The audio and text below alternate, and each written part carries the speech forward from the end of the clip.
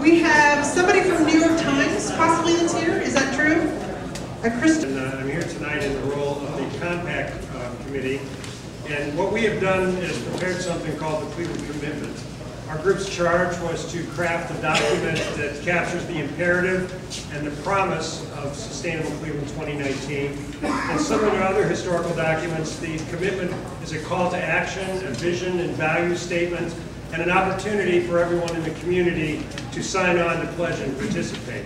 What we're going to do this evening is give you a brief excerpt from that, and hard copy for those of you who would like it. It's also on the NING site. Without further ado, I'm going to introduce Robert Triazzi, my colleague and our city law director, who's going to read a portion of the Cleveland Commitment. We see a green city on a blue lake, where wind, sun, and water are respectfully harvested for energy, where the natural environment is intentionally restored and preserved, and where nothing goes to waste. We see a bustling metropolis where children are healthy and well-educated, where adults are engaged in challenging, rewarding, and meaningful labor, where everyone is appreciated for their contribution to our collective growth and happiness, and where local interests are united with plans for regional prosperity. We see a thriving economy, where wholesome food is locally grown, where businesses adopt sustainable practices, and where personal drive and ingenuity are supported. Believing that everyone's actions count and add up to our common destiny, the Cleveland Commitment urges all of us who call this region home to make known our aligned efforts to fashion a thriving, resilient future for Northeast Ohio's people. With this vision, we offer hope to those whose faith in a brighter future is not yet strong. With our pledge, we give each other courage, knowing we do not work alone, and we can trust each other to make the tough decisions to turn our region around. Thanks, Bob. I'm Molly Martin, and our group's immediate next steps are to share this document with a group of diverse stakeholders who were not originally represented in our outcome group. Second, we're going to operationalize the pledge to give individuals some action steps that they can take to live more sustainably. And in the longer term, we hope that marketing, PR, community outreach strategies will be developed to share this document with the general public and to encourage people to sign on to take action. And we look forward to working with many of you as we go forward. Thank you. Right, so that's the Public Compact Group. So if there's a way that your group wants to connect with the Public Compact Group, with Molly, Jeffrey, and Bob. Hello, good afternoon. My name is Adele DeMarco-Caius, and this is Dave Cowan, representing Fostering Social Capital. So we thought it'd be helpful to start with what is social capital? It's this term that's being used often. E4S knows it, it's what they're based on.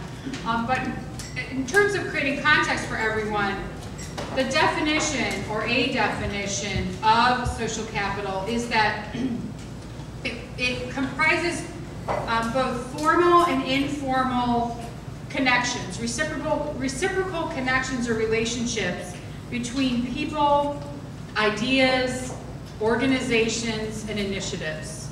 So we think about it as kind of the connective tissue between projects and people and thoughts.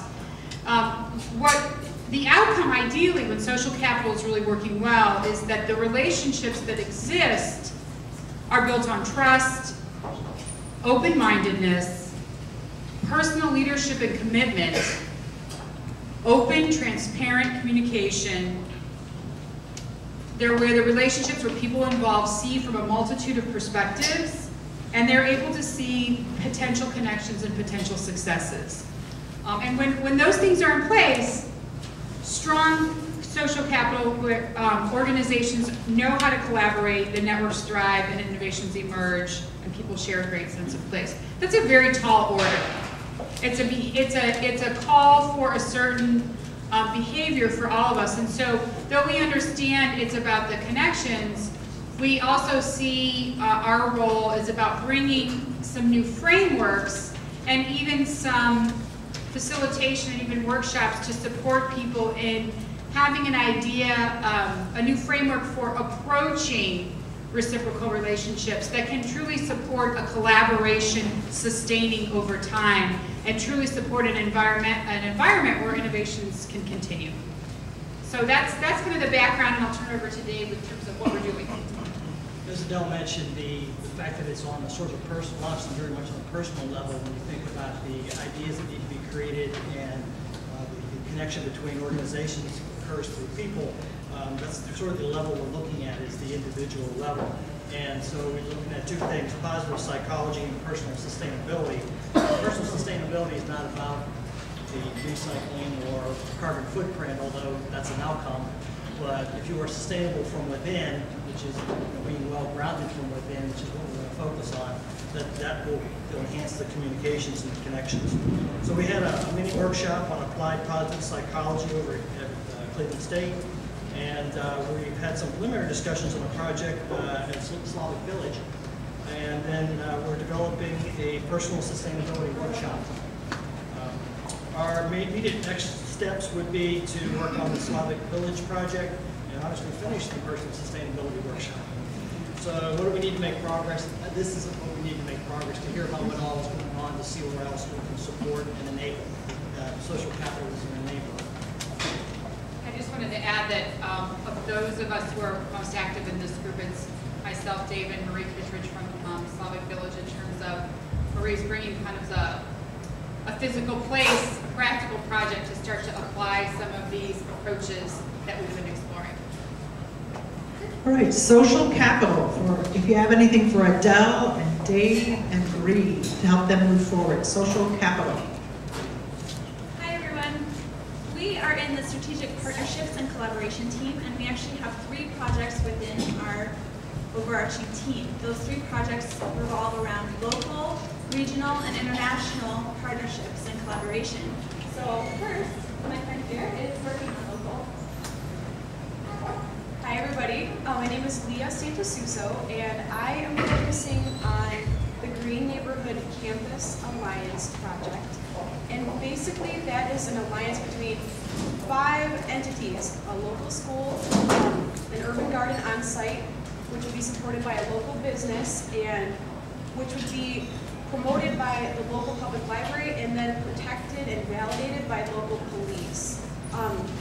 So far, what has been done is just basically I've been talking to heads of local schools that have urban gardens on site, discussing their implementation strategies, and also just talking to people on the NING and getting ideas and just keeping the flow going. The next 2 to 3 steps that we need to do is meet with Dr. Michael Scope from Tri-C. He's also in Strategic Partnerships and Learning Group, and work with various educational institutions to begin planning. And we also need to engage, for example, the Cleveland Metropolitan School District Safety Director, Lester Foltz. He could talk to us about how we could keep the kids safe while they're out working, and also validate their work by giving them positive opportunities to interact with police. And also, I need to discuss this plan with the Cleveland Public Library Board. For example, Alice Butts. I could talk to her and figure out ways to use the public library's connection with the community to get the word out. What we need is more opportunities for concrete planning. We need collaboration, and that's going to take time. So we also need funding, and then implementation methods that really work. And that's, so far, everything that we've been doing. So back to Mary Ann. Thank you.